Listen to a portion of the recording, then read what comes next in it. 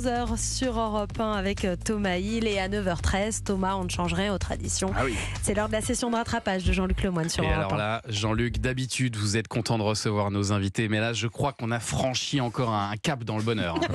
Et comment Alors, je vous le dis tout de suite, je crois que dans les séries françaises, c'est ma préférée. Vraiment. Alors, pour ceux qui ne sauraient pas, parce que on ne sait jamais, hein, ça fait longtemps que ça existe, mais Les Mystères de l'amour, c'est la série dérivée de Hélène et les garçons, des vacances de l'amour, du miracle de l'amour, et qui, si tout se passe bien, se finira dans l'EHPAD de l'amour. Hein. On le souhaite. Voilà.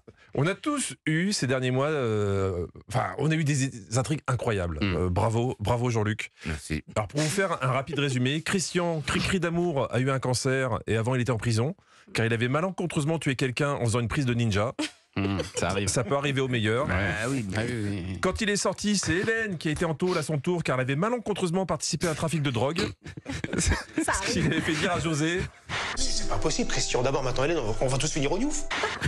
Et bah d'après vous, qu'est-ce qui s'est passé après? José est allé au Diouf. Exactement. En tôle. Dans toute l'histoire des séries télé, on n'avait jamais aussi bien rentabilisé un décor de cellule. Même dans leurs dialogues, les comédiennes commençaient à se poser des questions. N'importe quoi, c'est vraiment une malédiction. Hein.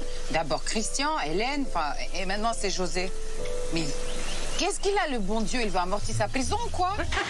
Alors, je pense que le bon Dieu, c'est le surnom que glisse Jean-Luc Azoulay dans les dialogues pour parler de lui. Hein, parce que Non, il y a une différence, c'est que le bon Dieu ne se prend pas pour moi. c'est pas pour vous. Le bon Dieu ne se prend pas pour moi. Ah oui. L'inverse n'est pas vrai. Je me disais aussi. Mais c'est ça que j'aime dans les Mystères de l'amour, il y a du second degré partout. Vous vous amusez avec votre propre mythologie. Moi, je vois Jean-Luc Azoulay comme un sale gosse qui glisse des clins d'œil dans tous les dialogues. Par exemple, quand Hélène était en prison, ces dialogues nous semblaient bizarrement assez familiers. Allez. Petit-déj. Merci. C'est toi, Hélène? Oui, je m'appelle Hélène. Je m'appelle Hélène. Même en prison, elle ne change pas, Hélène. Bon, là, on est dans une prison 5 étoiles, car vous n'avez pas les images, mais la gardienne avait quand même amené à Hélène des croissants. Ah ouais. Des croissants en prison. Oui, monsieur. qu'elle connaissait. Parce qu'elle connaissait Ingrid et qu'il l'avait soudoyé pour faire ça. Oui, tout vous paraît normal, vous, bien sûr. Bien sûr. Ah, mais quand Jean-Luc Azoulay enferme ses comédiens, c'est avec soin et délicatesse. Et la co-détenue d'Hélène, Marie-Pierre la sanguinaire, elle en revenait pas. Tiens, tu veux des croissants? Toi, t'es vraiment pas comme les autres. Je suis une fille comme les autres. Bon, a priori, Marie-Pierre connaissait pas la chanson. Et pendant ce temps-là, les amis formidables d'Hélène tentaient tout pour la faire libérer. Et deux d'entre eux avaient été à l'encontre de Pépone, un Marseillais du milieu, comme on dit. Pierre, je te présente Pépone, et Pierre est mon mari. Pépone. Je m'appelle Pépone. Pépone, je m'appelle Pépone, je suis un parrain comme les autres. Pas mal. Il y a tellement de rebondissements dans cette série que quand des personnages demandent des nouvelles de la famille, plus rien ne les étonne. Et d'après mon frère, c'est un gros pourri, il a beaucoup de sang sur les mains. Ça se voit. Comment il va, ton frère? Il va pas très bien, on a kidnappé son fils. Ah oui. Faut reconnaître que c'est un petit souci, un kidnapping d'enfants. Non mais quand... Petit problème. Ouais, petit problème. Quand tu veux partir en week-end, c'est contrariant, on va dire la vérité.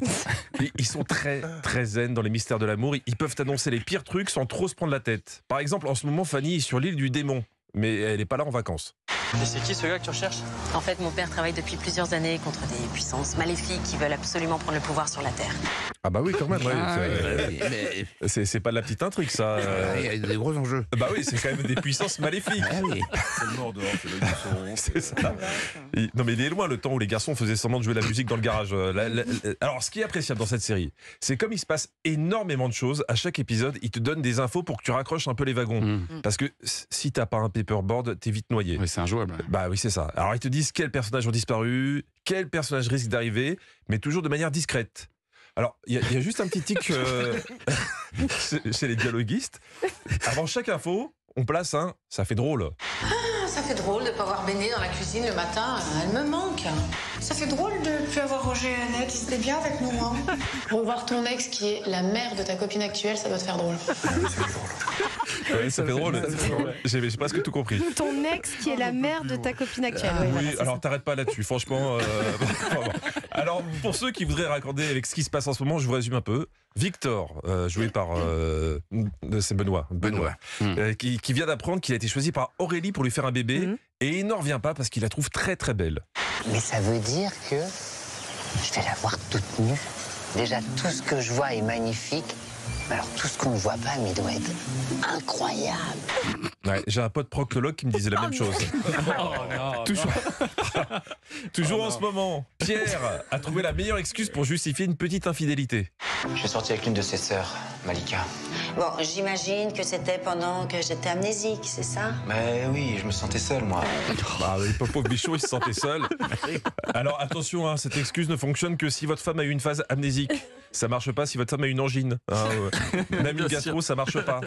Bon, vous l'avez dit tout à l'heure, c'est chaud entre Nicolas et Hélène. Ils nous ont laissé là-dessus dimanche dernier, je suis pas bien. Et enfin, une des grosses intrigues du moment, c'est la disparition de Yves, le frère de Jeanne. Et il y a un suspect, un certain Malcolm. Ils ont parlé d'un certain Malcolm. Il faisait partie de votre bande? Oui, bien sûr, je me rappelle très bien, mais c'est pas son vrai nom du tout, ça. C'est Mokhtar Laziz. Mokhtar Laziz, Victor qui se reproduit, Hélène et Nico c'est chaud, Fanny et les puissances maléfiques, vivement dimanche prochain. Mais j'ai fait un hommage à Malcolm X. Exactement. Parce que c'est très cultivé. Oui, c'est très référencé. Mais moi, ce que je trouve magnifique, c'est que tous les deux, vous êtes morts de rire, Hélène et Patrick. Ça vous met les larmes aux yeux. On manque un peu de recul. Hein, mais moi, je pensais pas qu'on faisait une série comique. Pas tous en même temps. Elle est à la fois comique, elle est surréaliste, elle est réaliste, elle est sentimentale. Mais est-ce que c'est un mélange. Est-ce que parfois, quand vous lisez les scénars qui vous sont proposés, ça vous fait rire déjà à la lecture ou pas, Patrick? Ça nous fait pleurer de rire. Pleurer de rire. Non, bah oui, non, c'est toujours. Non, mais j'ai eu cette conversation 1000 fois avec Jean-Luc qui m'a toujours dit.